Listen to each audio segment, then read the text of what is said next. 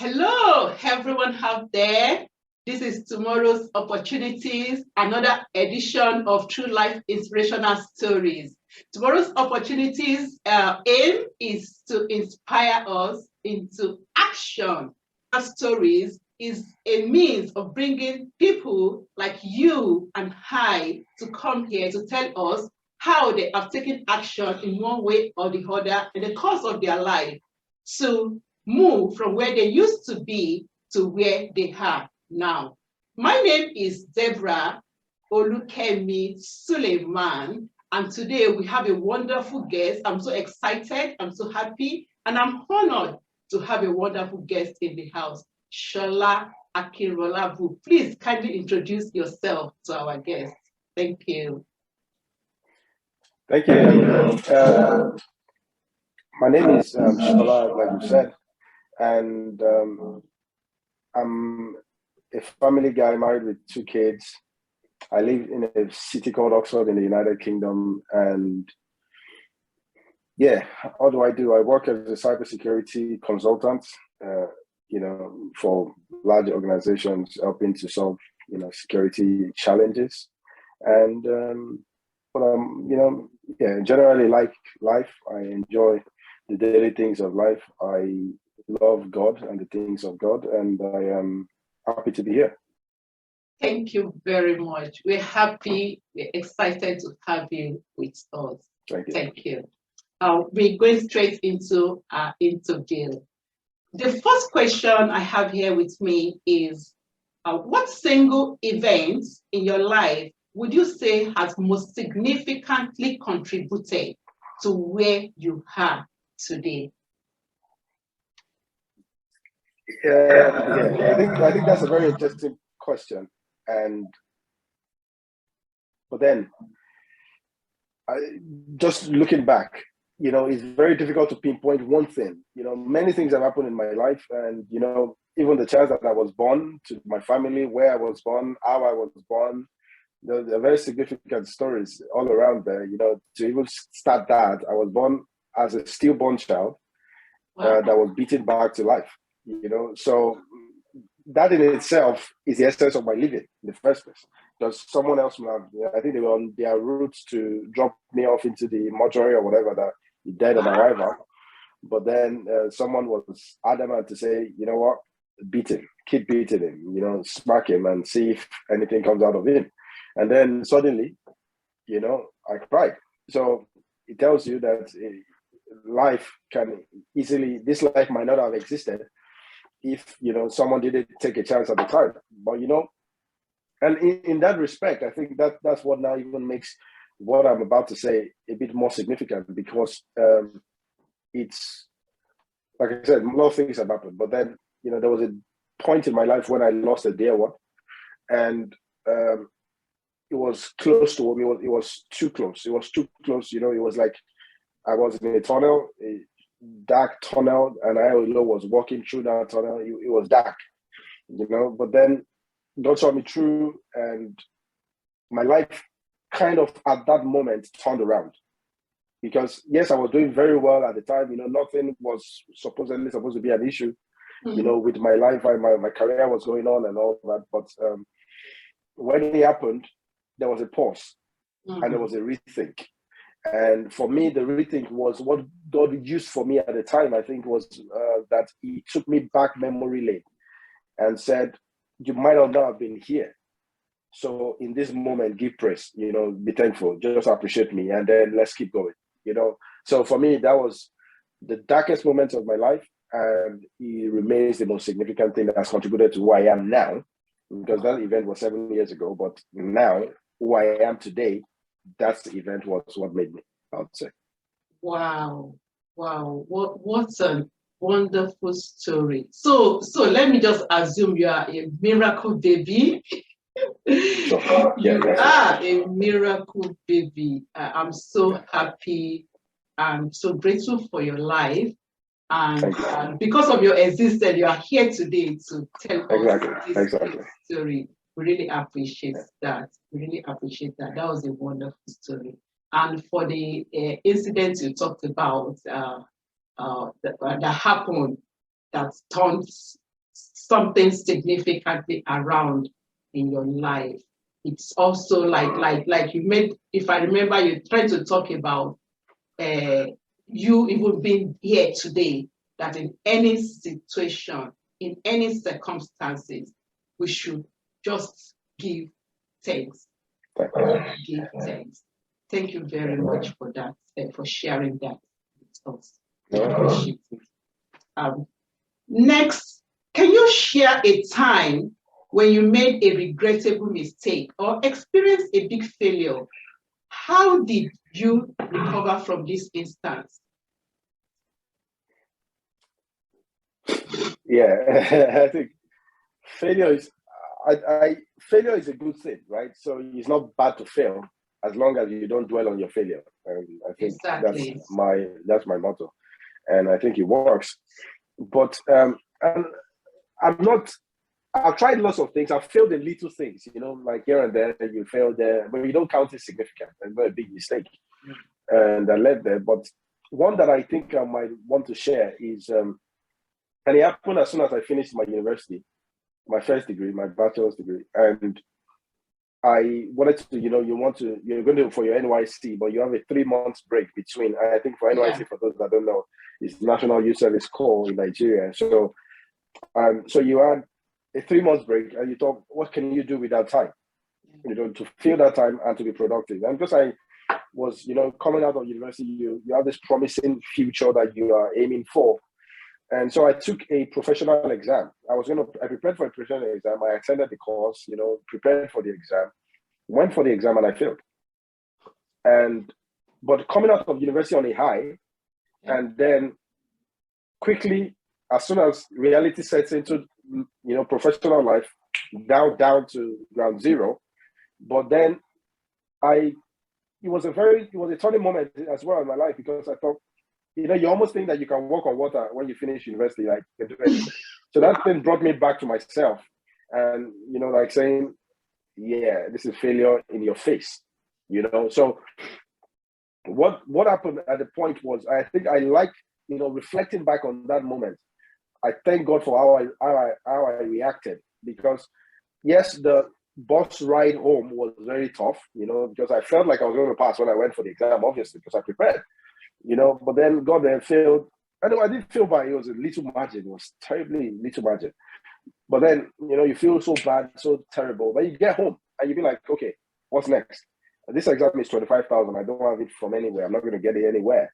But how can I find this money? And that was what was interesting. And this is why I'm trying to share this story, is because I remember saying to my cousin, I had some clothes that I had bought newly, like the traditional wear. And one of my cousins used to say to me, oh, I like it. And I'm like, did you buy it? And they were like, yeah, how much? I said, just give me 2,000. He gave me. And I just almost got rid of a lot of things, plus all the savings I had, and I was down to zero. And I'm not joking, I was down to 0 naira. And I said I was going to register for the exam again. But this time, obviously, I learned from my mistake. I knew what I was prepared for. And I took some other additional counsel from maybe friends that had done it earlier, or things, or people that were already in there, say, hey, this thing happened. And it was as simple as saying, here is what happened. You can prepare all you like, but there's these practice exams that you need to go through. If you don't go through them, the exams will look new to you, because you think this thing was not in the book. It's somewhere in the book, but you will not have picked it out. So practice these questions. With what you have read, you will do very well. And I went in there. That's what I did. So I gave myself another month. I prepared for it, and I went again, and I passed. But the good news of that story is, okay, yes, I passed the exam, but the journey and the building up of myself at the moment helped me when I got to my NYC, because in NYC, it turned out that they were looking for somebody to work in NYC Secretariat, which was a big deal. And so you work as a computer engineer or computer guy working with the NYC Secretariat. That was like the most senior role in the whole, NYC. And so they did an interview process, and I think there were a few of us that said, if you have a computer science degree, come out. And I went, they said, you have a CV, submitted. I submitted it. So, but I had the certification that I had there. And so I was shortlisted among the last, 4 people, and they interviewed us, and it was one of the key things that the guy saw that, oh yeah, you didn't stop developing yourself. You came out of school and then you went this, we'll give it to you. And that was how I became a senior corporal, So I think in my journey, it comes back to say, don't dwell on your failure. Failure is an event. It's not yourself, and for me, that was very important because I was able to quickly move forward. I think I made that change that same day that I failed. And but then I took a process, to ensure that I was ready for the next time, and successfully I was good. So yeah, that was the main time. Yeah. Wow, what's so inspiring. It so resonates with something that I have experienced before too. It's so inspiring. I think I'll first talk about the first experience you had with failure, which you said, if I should put it in my own words, it did really humble you as a person. That exactly. You can fail, we can fail, anyone can fail, but it does humble you as a person, and it helped you to go back and re-prepare, and you went back for it. I love the fact that you didn't give up, because sometimes in life, people fail and they think they are the failure. We had ourselves to be the failure, not knowing that failure is not something, not part of us. It's just an event, just like you have said.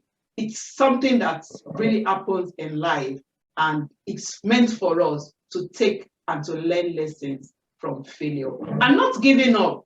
I love the fact that you went back and do the exams. Yes, a lot of exams you failed, even in life decisions, you fail.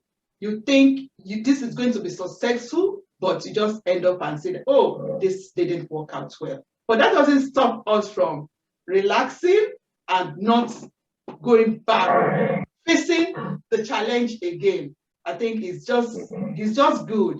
Thanks for this story you shared with us, that we just learn from our failure. Because when we fail, we come back and we are much stronger, we are much better, and we become a better person. And just like you talked about the experience in your at the NYSC camp, if you had given up, if you had not gone back to do those exams, the success is just just one step from you, and you would have, ordinary person, someone might, I failed, it's not meant for me, I'm not going back again. You didn't give up, you went back for it. And somewhere in the future, it has really paid out. It has really helped you.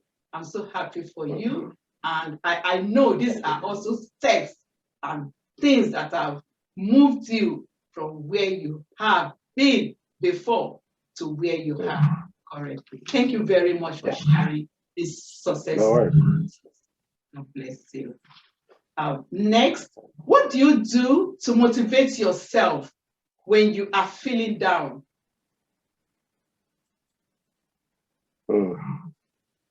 What do I do to motivate myself when I'm feeling down?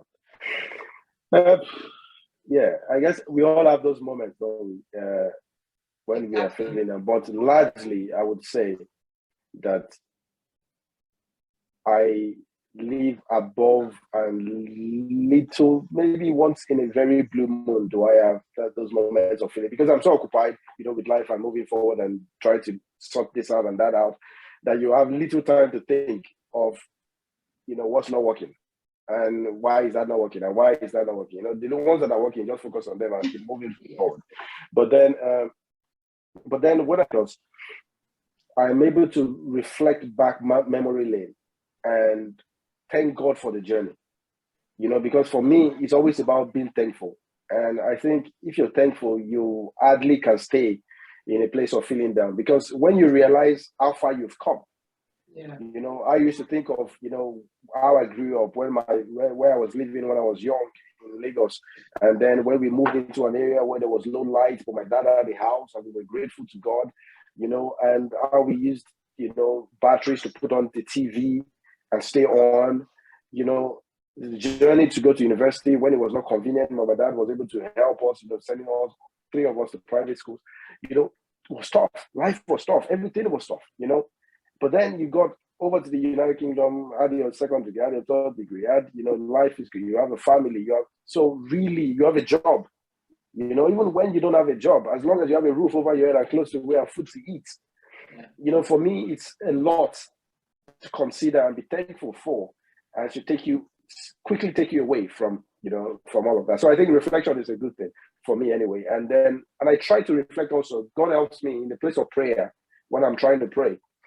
I get into those moments, where, like you say, as a Christian who I am, then, you pray in the spirit, you lift up yourself, you're how do you say, you're building up yourself in your most holy faith, praying in the Holy Spirit. So you kind of build yourself up in that way, and it helps, and you come out of that place, your burdens haven't been exchanged, you come out lighter than you went in to pray. So that's a good thing. And for me, another thing is always music.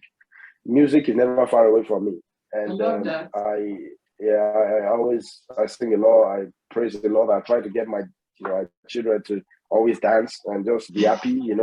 Even when like Bible says, count it all joy. So even anything that is going on, count it joy still. Just dance it through.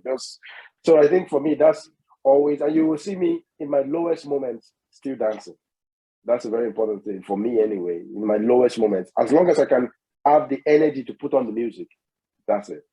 Then I might go back again and do something else, but at that moment I'll have lifted up my spirit. So yeah, those are the easy things that I do to get myself out of any negative scenario. Wow. This is so insightful. I go first to reflection. Reflection is so powerful. I think you are very right, because that moment you are down, and if you could really create that time to reflect, you will be able to see a lot. You'll be able to understand a lot. In fact, you'll be able to know why exactly you are demotivated. I think even in learning, in getting better at anything in life, reflection, you cannot eliminate reflection. It's always good to have this moment that you take time to reflect. It's very, very wonderful. Thank you for this. And I love the attitude of to be thankful, which is gratitude. Gratitude. It's so powerful. It's just so powerful. I think in life, we don't have it all. And when we look at the next people too, there are people that we have much more than them. And there are people that have much more than us when it comes to anything in life, wealth, knowledge, power, whatever. So you just find that space for yourself and look and be thankful and be grateful to what you have now.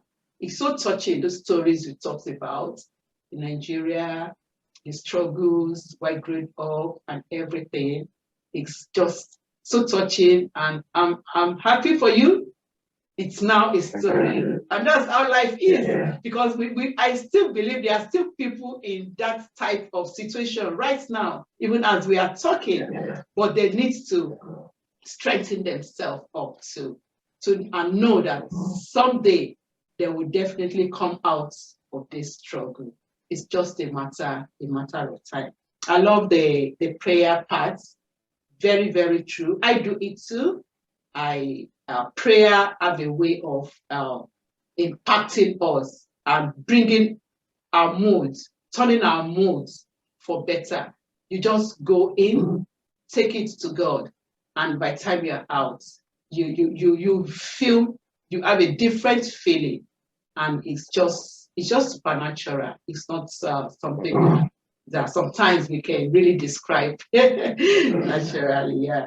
And I love music. In fact, when you were talking about it, the thought that came to my head was, I know women can dance more than men. Sorry. No, exactly. I don't think I can really dance, but I dance anyway. You see, that's the point. And it's not about knowing how to dance.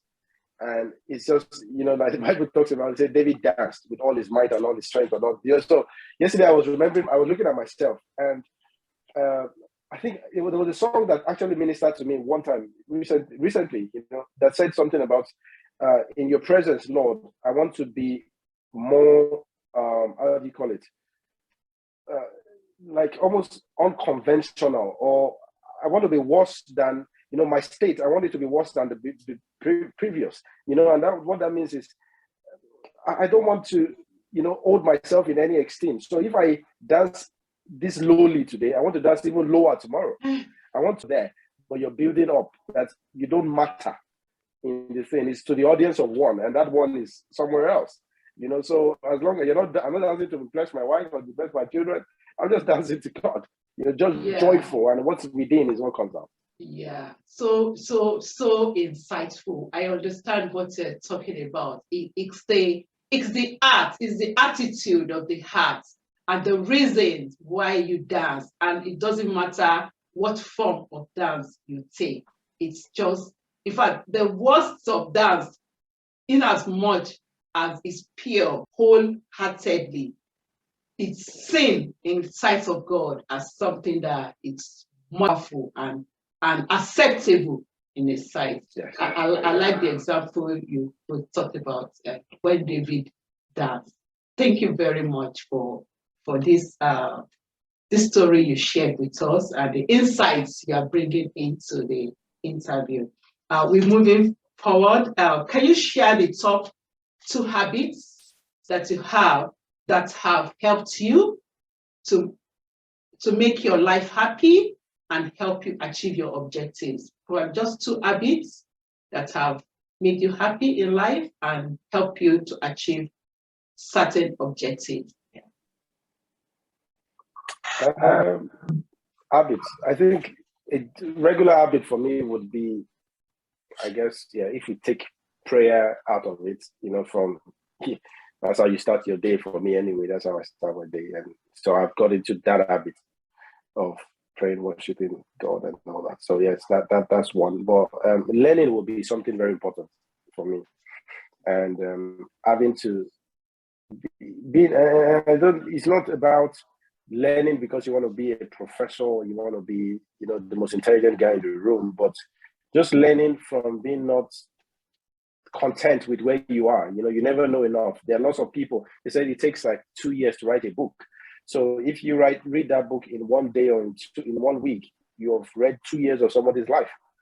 And then depending on how many of that you can read in a year, you might have read, 20. So you add years to yourself by being a good learner, And so I try to read a book. I subscribe to read a book every month anyway, and then I read some other books along the way, along that. So I think it's always good. That for me is a key thing, because I think I try to do this every day as well, because at the end of the day, I just reflect and say, did I learn anything today? Was there anything different in my life today than yesterday? And as long as it was, even if it was a page, even when it was a 30-minute video that I watched that added value to my life, that's good. So as long as I'm in that zone, I'm happy, daily. And I think another thing would be, meditating on my goals every day. And it's just, when I say meditation, I have like confessions that I make, Wow. and affirmations as well, so those things kind of, the closer you are to something, or the more you make those affirmations or those confessions, they start to get nearer, and your heart starts to get fuller with the idea of the thing being a reality. And it doesn't take long, to be honest, that you start to see glimpse of it. You might not see the whole full con or the whole thing come to life, but you begin to see glimpse of it. Oh yeah, why did that guy say what he said? It tallies with what I'm confessing, right? It's okay, I'll keep on. And so for me, that's good. And that's how I kind of keep myself day to day, and then till when, Jesus either comes or I leave to be with him. But then I think it's just, for me, is the way I keep myself engaged. Wow, these are powerful habits. In fact, I have this similar to what I do too, as an habit regularly. The first one about learning is so powerful. I take it as a continuous learning, just getting yourself knowledge, getting yourself to know, to build yourself up, have this interest to keep learning, and not just whatever profession, can be things that had different things that had value to us. Very, very wonderful. I think I do it a lot too. I try to do it, but I love the parts where you bring in that at the end of the day. It seems I don't do that enough. I'm taking this away to be consistent with it, to reflect back to those things you have read and how is it adding value, or has it added value to us. That's very, very important. Not just reading or learning things. We should always reflect and know how it has added value, because that is when you know and you get it, you internalize it for yourself, and you get it. Thank you very much for that part. The second one, meditating too, on goals. I've heard a lot about this, affirmation, confession. I think there was a time I tried doing it, but I just stopped again. I maybe I'm a bit lazy about it, but I think as you've talked about it again now, I'm so inspired to going back to doing this again. It's wonderful. Meditating on goals, those things, just affirm it, say it, talk about, say it to yourself. I think it's powerful, and it can turn things around and help you to move towards the direction of your goals as you move it. Thank you for these two wonderful habits. There's a great learning. Our next question: what favorite book have you read? Who authored it, and why did you like it? Favorite books. I've read a lot of books, so now it's difficult to find which one. And sometimes I read books, physically, or like the hard copy, or sometimes I listen to. Most times I listen to them these days, anyway. But then a book that really worked for me, and I think it worked for me because of the event around the time and why. I read the book before the event, so here is why I think it made a lot of sense. This book was in 2014. I read Who Moved My Cheese? Who Moved My Cheese by Dr. I think Spencer Johnson, Spencer Johnson, I believe. You're correct. Yeah, so that book, when I read it, I think it was given to me as there was a time in our organization, in the organization I worked in then, that there were layoffs, there were kind of consolidations. Company was moving some, work to, offshore, Manila, Philippines, India, and all that kind of places. So people were becoming very uncomfortable in the UK. And I subscribed to this mentor. There was a mentor program going on in the company then. I remember one of our directors was my mentor. I chose him to be my mentor. So while we were going through the mentor program, he just said to me, he said, "Oh, you know what you're doing, blah, blah, blah. But I think I'm going to recommend this book to you, just so that all of these things don't affect you, and you kind of know why you're here and what you're doing." So, and all Moving My Cheese is all about change, right? How do you deal with change? And there were 4, I don't know, for those that don't know, but there are 2 mouse or 2 mice, and there's 2 humans that were small creatures. And so it was different between simple, how you deal with simple and complex. The humans were complex people. They overthought about everything. The animals were simple. They were too simple about their approach. They just, I think it was sniff and scurry, and it was hem and haw. I know. So those 4 creatures were very important in the way we look at life. Do you sniff out the change, and do you scurry off after it? Or some people are quick to make changes. Oh yeah, it seems like they're doing something there, I'm going to move on. Or it seems like they're doing something there, I'm going to move on. But some other people would sit back, relax, and think, why is all of this thing happening? And where is my place here? Is this change going to move me in the right direction? So I think I saw myself as that. Change is inevitable, right? But you have to adapt to it, because the change might bring something better. So that was my approach in that moment, because then, you know, when my mentors talked to me and gave me all those ideas, I kind of was like, yeah, that's true. I can't just quickly sniff and run away, although it will make sense, but I want to see where this leads me. But I'll be prepared.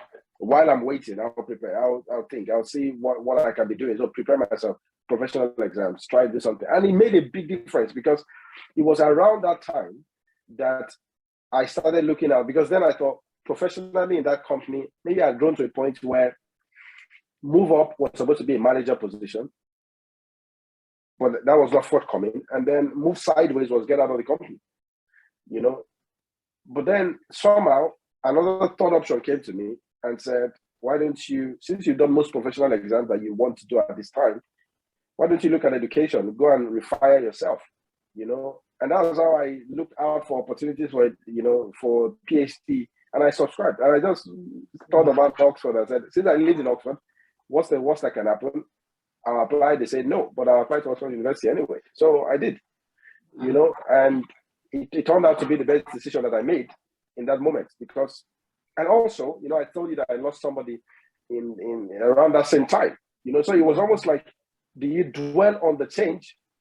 You know, don't you want the change? The change has happened. You need to move on. Yeah. You know, so that book, you know, so it was, for me, it was a God-sent book. That's why it becomes my favorite book, because it was a God-sent book to my life prior to all those changes happening. Yeah. Because they all happened in succession. And because one happened, you know, I got into Oxford. I put into get into Oxford. Someone died that was the nearest and closest to me that could ever be. And then I got the admission to Oxford, and something said, don't worry about all this Oxford nonsense again. Just forget it. You know, someone is died, go and bury your head in sand. But that was not me, because I'd learned change happens, move forward. So my way of moving forward was say, yeah, Oxford, here I come. And until I graduated, and now I'm graduated, I'm finished, and you know, so it makes a lot of sense when you look back and like, I might have made a wrong decision then. But thankfully, that book was in my life, and the inspiration of God had already brought that into my being.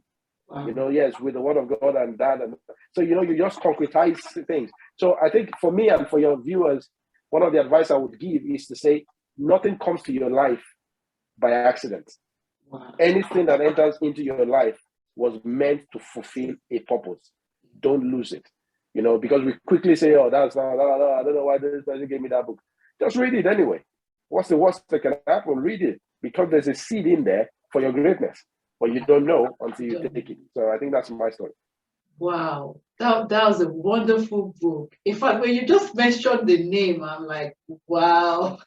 I think I have also read this book, but it's been a long time ago. When you start mentioning about sniff and scurry, and you know, it's like getting back, and it's so powerful a book. Yeah. Oh yes. My cheese. I love the way you put in events and the timing that you read the book and it actually worked for you. Yeah, it's very powerful. It's the sniffing the change and not just dwelling on what has happened. You've lost someone and just dwell on it. You quickly took action and you acted, you adapted to whatever change and whatever was happening in your company. You didn't dwell on it. And I love the fact that you went ahead to take your PhD. This is a wonderful inspiration, because sometimes when things like this happen, we don't think straight at times. We just want to do the easy things, the things that makes us much more comfortable. We want to stay in our comfortable zone. But you didn't do that. You didn't dwell on all this. You even, from what I can see in your story, that you took the high road. You challenged yourself the more. And this is so inspiring, even for me.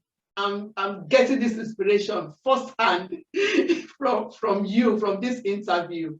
Thank you very much. Thank you so much. This is a wonderful book. And yeah, it's a book that can be recommended out there for people to read. Yeah. Thank you very much. I think, okay, I can say you've been taking some. Let me join you to do that.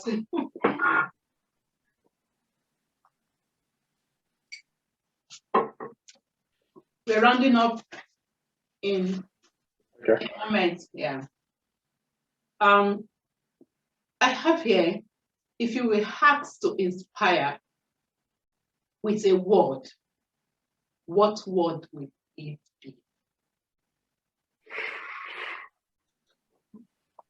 If I was actually inspired with a word, what word would it be? I think it would be hope. Hope. So that's a word, isn't it? Hope. Hope. Yes. Wow. Yes. Hope. And it's while it does it's I took it from a biblical context, but then it applies to every part of our life. Yeah. The Bible says that we are saved by hope. But the reality is that hope that is sin, why do you need to hope for it? Because if it was sin, there's no need to hope for it anymore. But we hope for those things that are not sin, right? But the problem with us as humans and everybody, might fall into this boat is that we quickly get impatient. But that was the reason why either tribulations come into your life or that let's even put it this way, simply, you want to buy a new house, right? And you hope to buy a new house. You've made your mind up to buy a new house. But you don't have the money to buy the new house today. Yeah. So what's going to happen is that you're going to hope to buy the house. You have a plan of the house you want to buy. You start to imagine you living in the house. You imagine your children walking around, your family, everybody happy in the house. But that's the hope that you have, that someday you'll be able to have this kind of life. But then what that works in you is patience. The idea of all of this works patience, because patience is the journey, and it builds character. Because sometimes people get to a place so quickly that they've not built a character to get there. Yeah. So that I want to be the CEO of a company, but now I'm still down lower manager level, just means that I don't have the character to get to where I'm going, but I'm hoping to get there. So I'm going to build the patience that it requires me to go there. But while I am planning and hoping and believing to get there, I build my character and I walk my while. That word that says what while. Imagine it being walk your while. So while you're waiting, you're working, you're developing yourself, you're building yourself. You're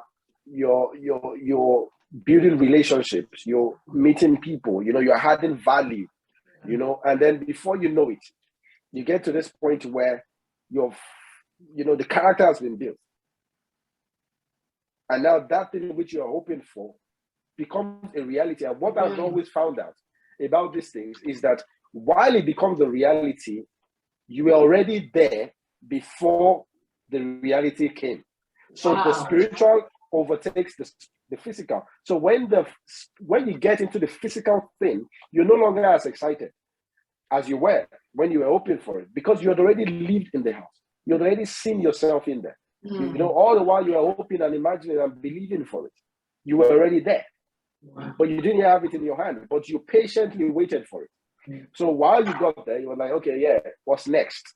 So that's why you see some people who say, I've achieved this, what's next? And someone will say, why don't you just relax?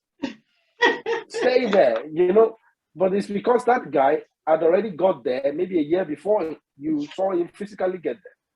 So because he's now there, he just has actualized the dream and say, okay, now what's next? So it's easy enough for him to carry on again and hope for the next thing, because his life is that kind of journey.